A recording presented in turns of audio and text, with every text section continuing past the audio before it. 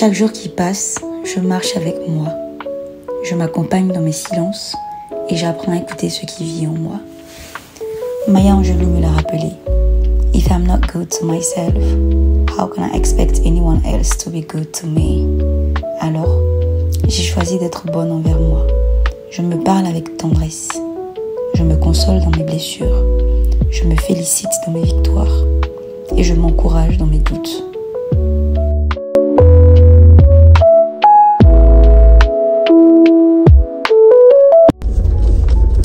Coucou les amis, j'espère que vous allez bien. Moi ça va, super. Alors là je rentre de l'église, on est dimanche.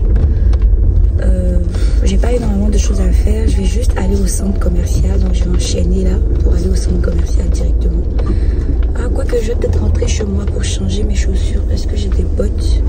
Et vu que je vais au centre commercial et que je vais beaucoup marcher, je vais plutôt mettre des baskets. Je sais pas pour vous, moi je suis hyper superstitieuse. En fait, vu que j'ai porté ces vêtements là pour aller à l'église, je les porte le lundi pour aller au travail. En fait, quand je vais à l'église, ça dure 2 heures, donc j'ai pas le temps de transpirer et tout ça. Et donc le lundi, je remets mes vêtements du dimanche. Parce que je ne sais pas qui a mis cette info dans mon cerveau. J'ai l'impression que ça bénit ma semaine. Genre, parce que mes vêtements sont allés à l'église. Donc mes vêtements sont bénis. Et donc ce que j'ai mis le dimanche, je le remets le lundi. Histoire que ça bénisse ma semaine. Et donc là, vu que je vais sortir pour aller au centre commercial, je vais me changer.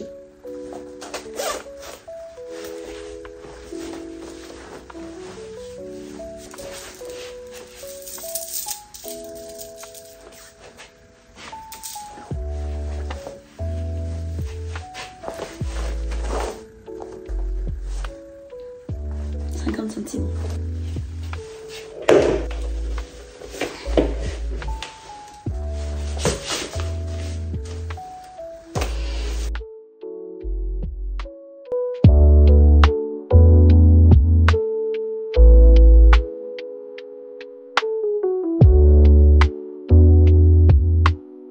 Je sais pas si je mets ces lunettes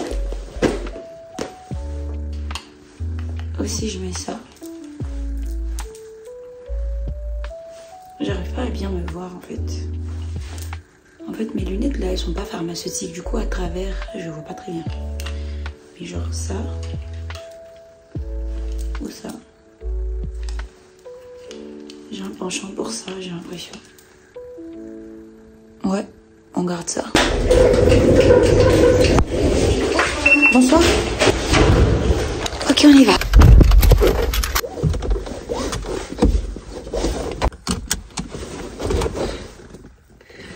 Les amis, bienvenue. On va voir si je vois. Je vais gratter ma voiture. On est le 28 septembre. Il faisait à peu près 9 degrés dans la semaine. La semaine dernière, on est dimanche 28. Genre, il a fait très froid la semaine là. Et là, d'un coup, il fait chaud aujourd'hui. Enfin, moi je trouve ça bien parce que j'adore le soleil. J'ai grandi dans un pays où il faisait chaud toute l'année. Donc je préfère quand il fait chaud. Mais c'est vrai que passer comme ça, chaud, froid, c'est agaçant. Je vois pas. Je vois pas du tout. Je sais pas, est-ce que vous êtes croyants? Moi je suis très croyante. Moi franchement, je sais pas. Je sais pas si j'avais grandi dans une famille non croyante. Je sais pas comment j'allais être. Mais c'est vrai que je suis plutôt très très croyante. Et je sais pas du coup les gens qui sont pas croyants, vous faites quoi le dimanche? C'est une vraie question. Genre vous restez à la maison toute la journée, vous glandez. Enfin pour vous c'est un peu comme un double samedi j'imagine. C'est un deuxième samedi en fait. Ouais, en fait vous avez 2 samedis. Moi j'ai le samedi et j'ai le dimanche. Et le dimanche il est genre spécial parce que le dimanche quand je me lève, je me prépare, je vais à l'église, je rentre de l'église, je mange et puis je fais mes petits trucs. Notamment là, on va au centre commercial.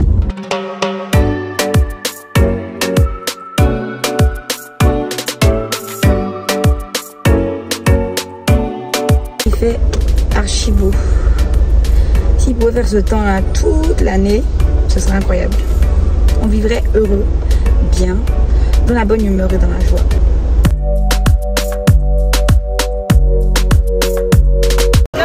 Je les trouve pas sympas. Elles sont trop belles. J'aime beaucoup la couleur. Là, je suis à Primark pour m'acheter des débardeurs. Il y a trop de monde, c'est abusé. Il y a vraiment beaucoup trop de gens. On s'y retrouve jamais en fait. C'est incroyable. Mais j'aime trop sortir comme ça pour m'acheter des trucs. C'est mon truc préféré.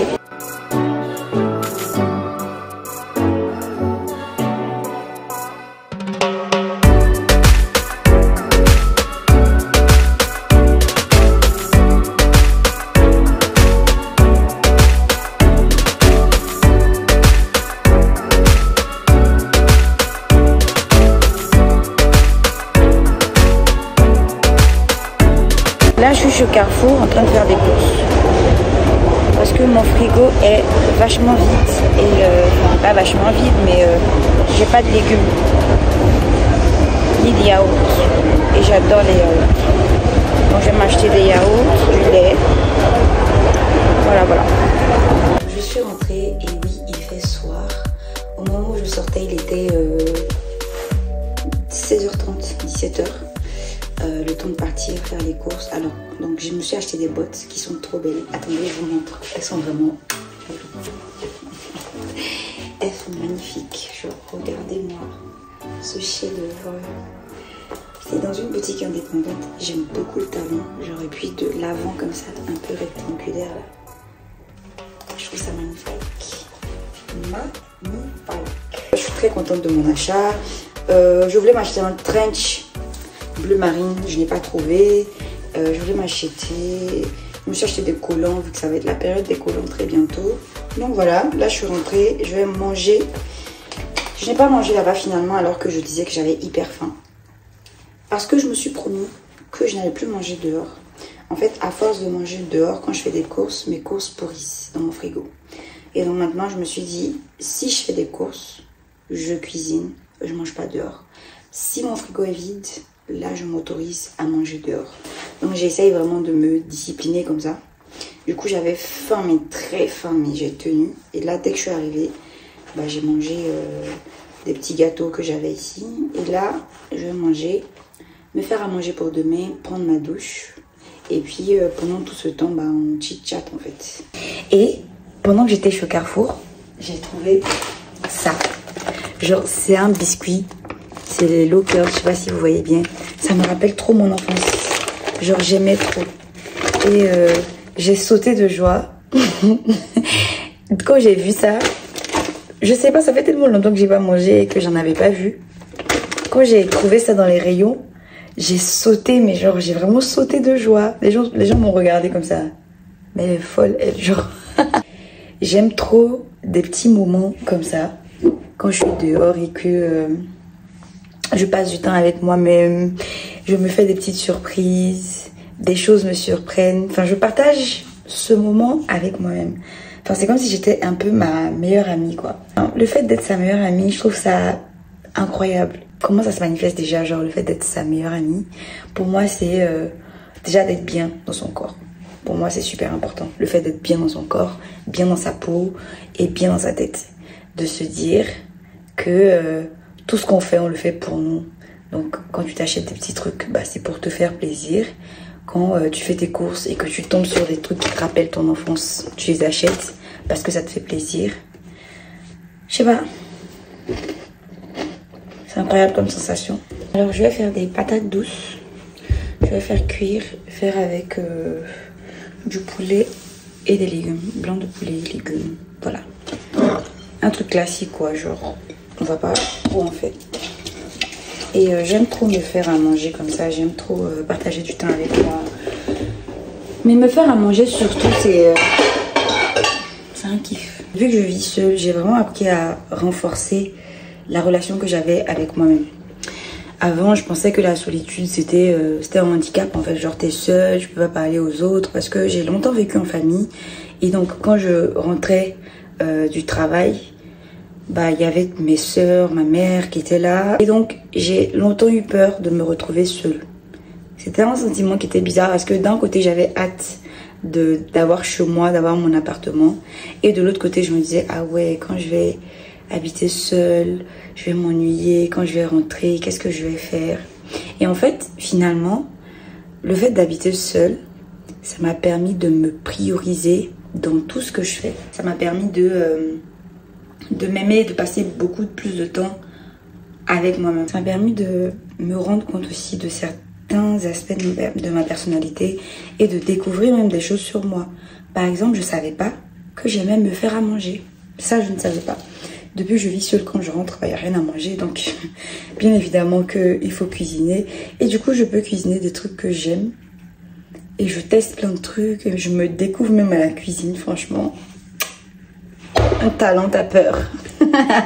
Non, mais avant, je savais que je savais cuisiner. Mais c'est pour dire que, voilà, je passe plus de temps avec moi, en fait.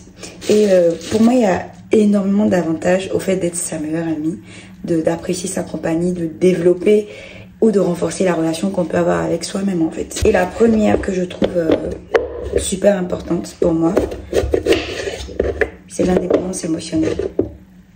C'est que, en fait, à force d'être seule, de passer du temps avec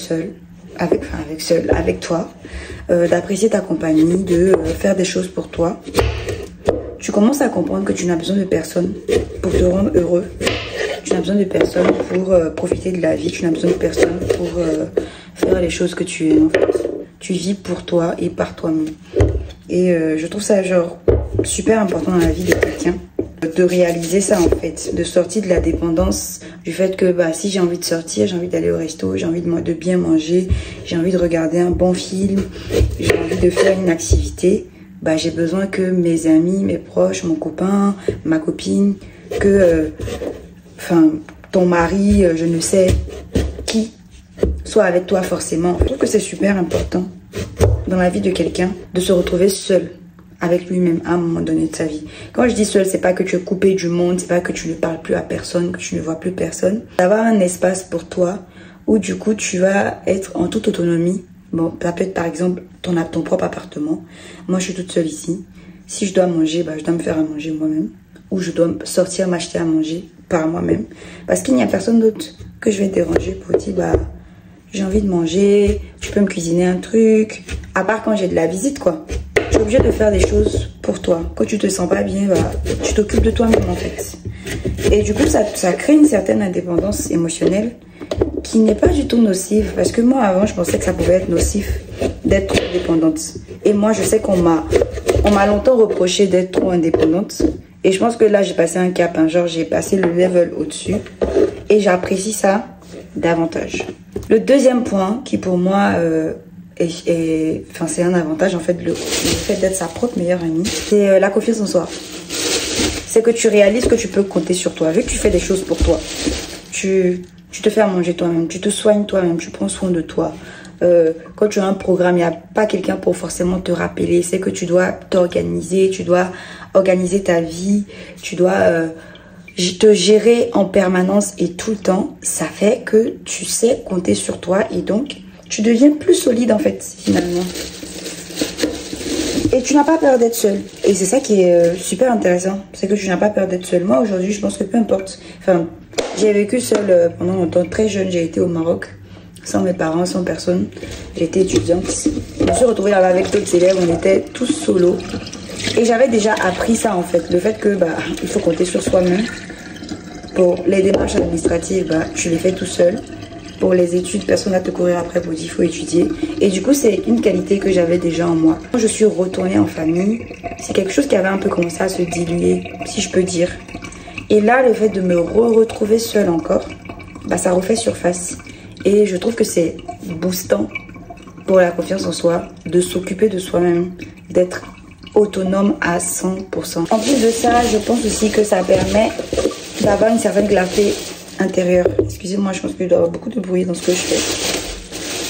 D'avoir une certaine clarté intérieure, parce que quand je me retrouve seule là, vous voyez les discussions que je fais comme ça, là, face cam en YouTube, mais la plupart du temps quand je suis posée dans mon lit, donc je vais écouter ma musique, je vais lire un livre, je vais scroller sur internet. Mais j'ai aussi des moments où il n'y a pas de bruit, je fais rien, je suis posée.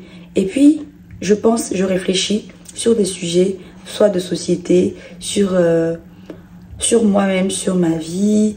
Dans ces réflexions-là, j'ai appris à me parler comme une amie. Il y a des moments où je suis là et puis je me dis, mais Oriane, fais ça. Et si tu faisais ça? Oriane, est-ce que tu sais que tu es belle? En fait, j'ai appris à... je sais pas comment dire ça, c'est quelque chose qui est bizarre. Je pense que tout le monde devrait faire ça si vous ne le faites pas. C'est que tu te parles comme si c'était ta mère qui te parlait ou comme si c'était ton père ou une meilleure amie. En tout cas, quelqu'un qui t'aime, qui te parle. Et ça permet de créer une certaine clarté intérieure. C'est que tu deviens plus douce avec toi parce que tu te dis de belles choses. En tout cas, si vous n'êtes pas trop difficile et trop dur avec vous-même mais que vous ne vous jugez pas trop durement, bah, je pense que tu vas apprendre à être plus douce avec toi, apprendre à t'apprécier, à te regarder. Quand tu t'interroges sur qui tu es, en fait, tu as des moments d'introspection. Et du coup, il y a un dialogue entre toi et ton âme, entre toi et ton cœur, entre toi et ta personne, ton esprit. Et du coup, ça crée une certaine connaissance de soi, une certaine clarté.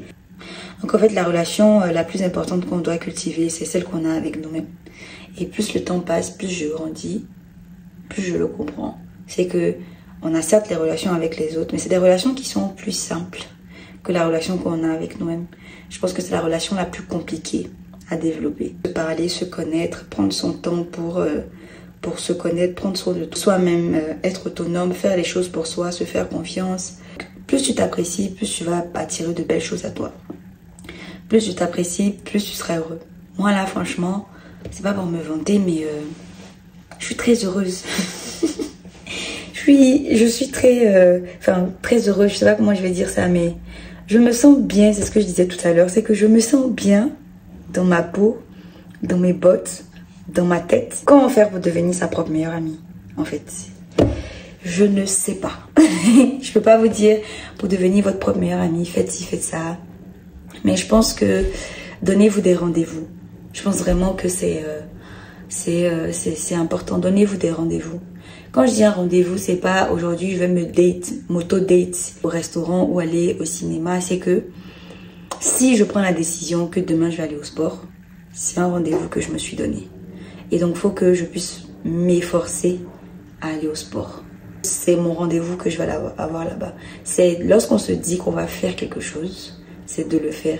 Si demain je me dis, ah bah j'ai envie d'aller au cinéma et que je propose à 2-3 potes qui sont pas disponibles, bah vas-y en fait, t'as pas besoin de... De toute façon, vous allez au cinéma, vous allez regarder un écran. Quand vous allez sortir de là, vous allez peut-être papoter du film. Mais c'est surtout le film en fait que tu vas avoir. Et dans un ciné, on parle pas forcément. Donc tu peux aller toute seule au ciné. Si tu as envie d'aller te faire un massage, t'as pas besoin que tes copines soient là en fait. Tu peux y aller toute seule. Donc donne-toi des rendez-vous à toi-même en fait, sans forcément y inviter les autres. Ça veut pas dire que tu dois te couper du monde, mais ça veut surtout dire que tu dois passer ce moment-là avec toi. Trêve de blabla, il faut que je cuisine. Là, j'ai tout découpé, je dois mettre au feu. Ça va bouillir, mijoter, tout ça. Mon poulet est encore congelé, donc je sais pas du tout comment je vais faire. J'aurais dû acheter du poulet. Là, il faut que je décongèle mon sac de poulet. Et puis après, je vais me poser, regarder ma série, prendre une douche, aller me coucher. J'ai fini de cuisiner, je me suis douchée. Là, je fais ma petite routine du soir et puis je vais aller me coucher.